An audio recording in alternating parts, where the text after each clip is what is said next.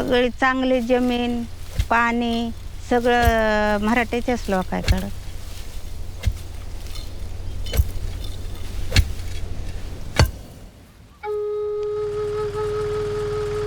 मी 9 महिन्याची प्रेग्नेंट असताना माझ्या नवऱ्याने आत्महत्या केली.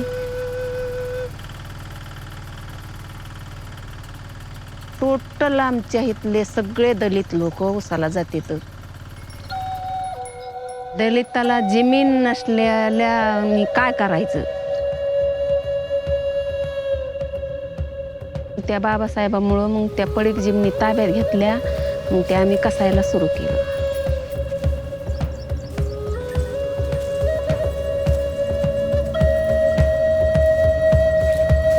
आम्ही शेती पहिले अशीच करीत होतो साधी.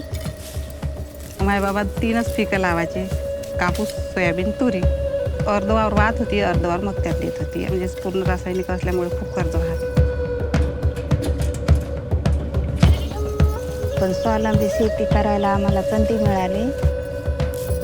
लांबूनच लोक विचारायचे की हे काय काय लावलंय आणि हे कुठून आणलंस म्हणून तू.